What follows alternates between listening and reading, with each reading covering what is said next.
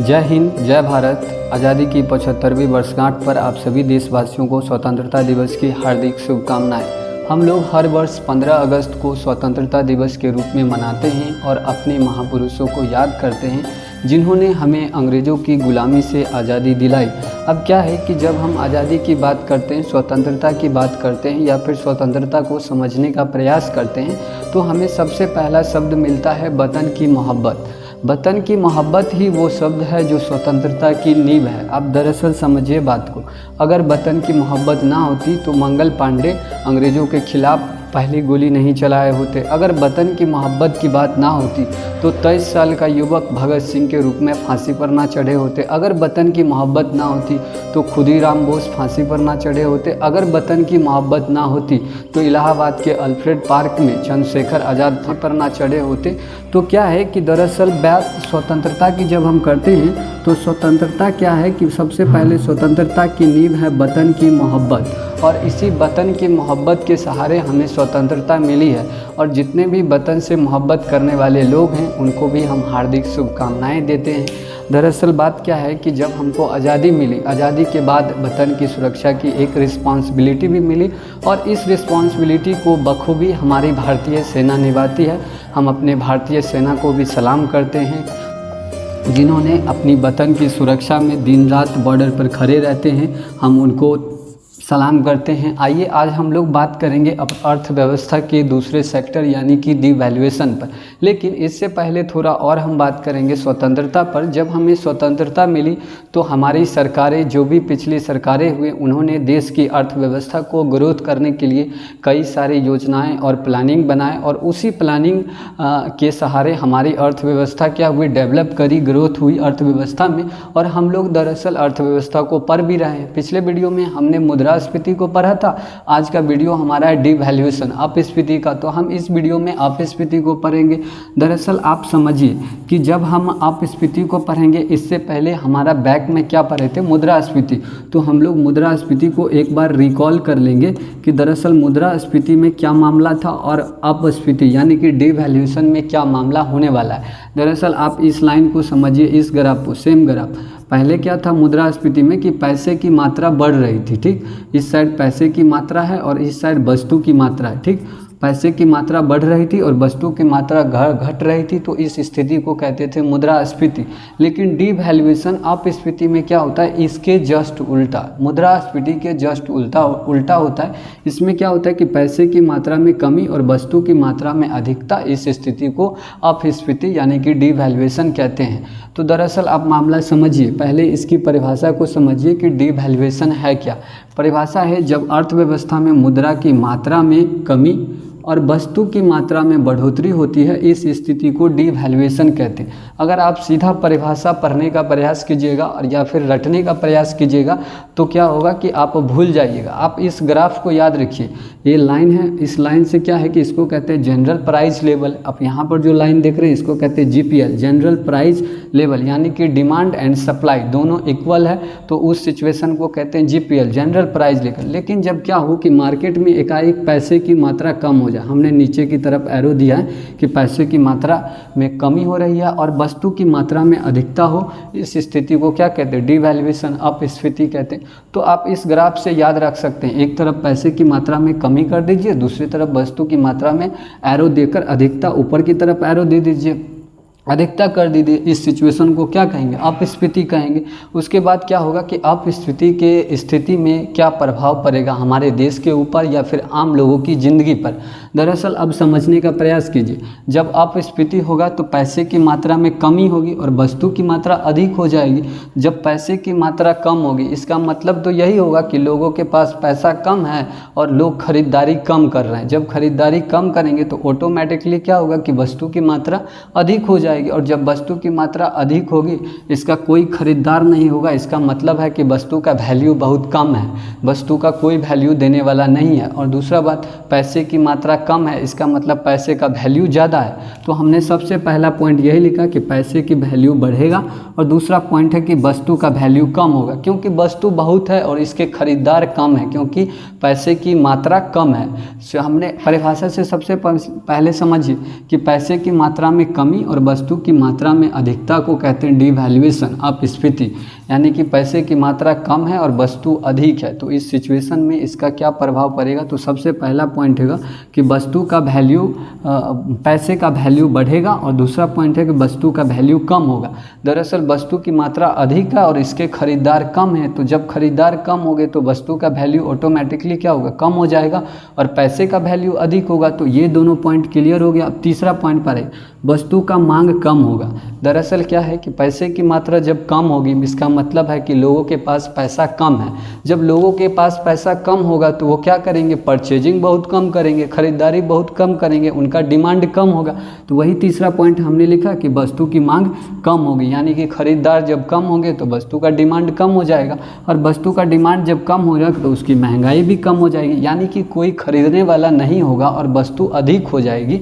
वस्तु की मात्रा बढ़ रही है, जब अधिक हो जाएगी तो कंपनी क्या करेगी? अपनी वस्तु को बेचने के लिए कोई ना कोई प्रोपेगेंडा चलाएगी। तो वो अपना क्या करेगी? पहला केस होगा कि वो अपना रेट कम कर देगी वस्तु को।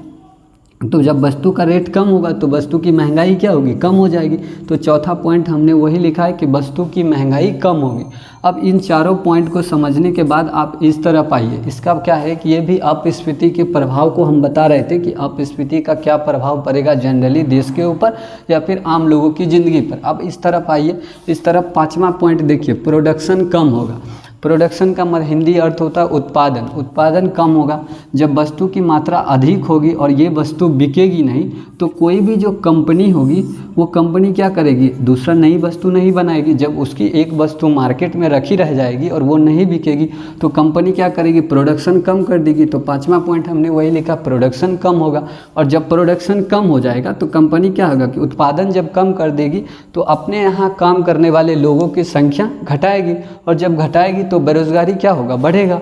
तो छठा पॉइंट है बेरोजगारी बढ़ेगा। आप एकदम लॉजिक से समझिए, पूरा एकदम कंप्लीटली याद हो जाएगा। और यही 10 पॉइंट आपको एग्ज़ाम में पूछे जाते हैं। आप किसी भी एग्ज़ाम को देखिएगा, इसी 10 पॉइंट से आपसे सवाल आते हैं। अब सातवां पॉइंट है कि ऋणी। ऋणी को कहते हैं लेनदार, यानी जो कर्जा लेता है उसको हानि होगा। अब इस चीज़ को समझिए, यही मेन फैक्टर है और यही पॉइंट बार बार पूछे जाते हैं कि ऋणी को डिवैल्यूएशन यानी अपस्फीति के केस में ऋणी को प्रॉफिट होगा या फिर लॉस होगा।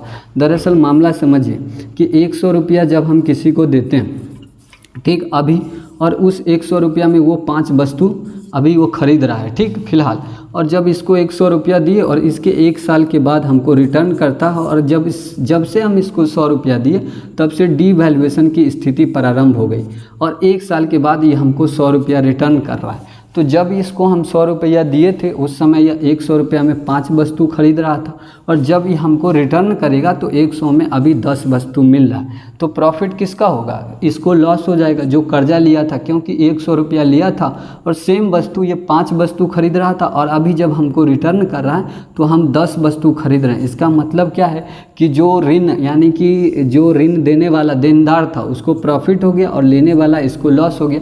अब इसको समझिए कि ऐसा कैसे होगा कि 100 रुपया था और क्या हमने लिखवाया कि अपस्फीति के केस में पैसे का वैल्यू बढ़ता है। तो जब अभी हम इसको पैसा दिए, ये 5 वस्तु खरीद लिए, और धीरे धीरे 1 साल के बाद ये हमको पैसा देगा, तो धीरे धीरे अपस्फीति का केस है, पैसा का वैल्यू बढ़ता जाएगा पैसा का वैल्यू, और वस्तु की वैल्यू कम होते जाएगी।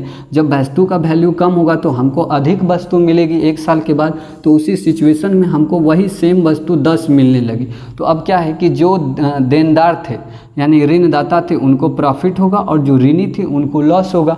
तो वही हमने लिखा 7वां पॉइंट, ऋणी यानी लेनदार को हानि होगा और ऋणदाता जो देनदार थे उनको प्रॉफिट होगा। इनको एक बार और समझ लीजिए कि ऋणी को कैसे हानि होगा, यानी कि लेनदार को कैसे हानि होगा। मानकर चलिए कि हम किसी को 100 रुपया अभी दे रहे और इस 100 रुपया में वो 5 वस्तु खरीद रहा।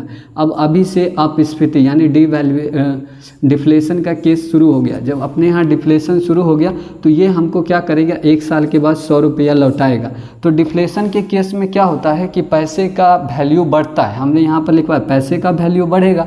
तो जब डिफ्लेशन शुरू होगा 1 साल के बाद क्या होगा कि धीरे धीरे पैसे का वैल्यू बढ़ता जाएगा, बढ़ता जाएगा, बढ़ता जाएगा, और वस्तु का वैल्यू क्या होता है, कम होता जाएगा। तो वस्तु हमको सस्ती मिलेगी।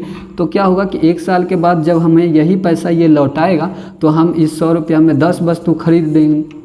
तो हम इसको जब कर्जा दिए थे, यानी कि जो कर्जा लेने वाला था वो 5 वस्तु खरीद रहा था, 1 साल में बाद जब हमको यह रिटर्न कर रहा है तो हम उसी पैसे से 10 वस्तु खरीद रहे हैं। इसका मतलब क्या है कि हम जो कर्जा दिए तो हमको प्रॉफिट हुआ और जो लेने वाला था उसको लॉस लग गया। अगर दोनों सेम होता, वो भी 10 वस्तु खरीदता, हम भी खरीदते, तो दोनों में क्या होता कि संतुलन होता। लेकिन क्या है कि ये 5 वस्तु खरीद रहा था जो कर्जा लिया था, और हम 10 वस्तु खरीद लिए हैं जो कर्जा देने वाले थे। तो क्या होगा कि कर्जा देने वाले को प्रॉफिट होगा, तो ऋणदाता को प्रॉफिट लाभ होगा, और ऋणी को यानी कि जो कर्जा ले रहा था यानी कि ऋणी को, लेनदार को क्या होगा, हानि हो जाएगा। इसी पॉइंट को समझना है। अब अगला पॉइंट हमारा आयात में कमी होगा। अब जस्ट ग्राफ की तरफ आई। ग्राफ के इस साइड क्या है कि पैसे की मात्रा में कमी होती है डिवैल्यूएशन के केस में। जब पैसा का मात्रा कम होगा यानी कि पैसा कम होगी, तो जब पैसा कम होगा तो हम क्या करेंगे, परचेजिंग बहुत कम करेंगे।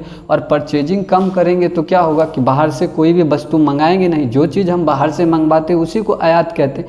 जब बाहर से वस्तु नहीं मंगाएंगे तो उसको क्या कहेंगे, आयात में कमी होगी। और निर्यात में वृद्धि होगी। 10वां पॉइंट, वस्तु की मात्रा। अब ग्राफ पे फिर से आइए। बस क्या होता है कि डिवैल्यूएशन के केस में वस्तु की मात्रा अधिक होती है। जब अपने यहाँ वस्तु की मात्रा अधिक होगी और पैसे की मात्रा कम होगी तो अपने यहाँ के लोग क्या करेंगे, परचेजिंग बहुत कम करेंगे। तो जब कम करेंगे तो अपने यहाँ वस्तु धीरे धीरे बढ़ती जाएगी, और जब बहुत अधिक वस्तु हो जाएगा तो हम लोग क्या करेंगे, बाहर किसी और देश में बेचेंगे। तो जब बेचेंगे तो निर्यात में क्या होगा, वृद्धि होगी। तो 10वां पॉइंट है निर्यात में वृद्धि होगी। अब क्या है कि आप लोग इसी सारे 10 पॉइंट को समझिए और समझकर ऑब्जेक्टिव बनाने का प्रयास कीजिए। हमारा जो अगला वीडियो आएगा उसमें हम आपको पूरा अभी तक का जो भी इकोनॉमिक्स में पढ़े हैं उसका ऑब्जेक्टिव क्लियर कराने का प्रयास करेंगे। लगभग 100 ऑब्जेक्टिव एक ही वीडियो में लेकर आएंगे इकोनॉमिक्स का, ताकि आपको किसी भी तरह का दिक्कत ना हो और आने वाले परीक्षा में आप सफलतापूर्वक सभी प्रश्नों को हल कर सकें। धन्यवाद।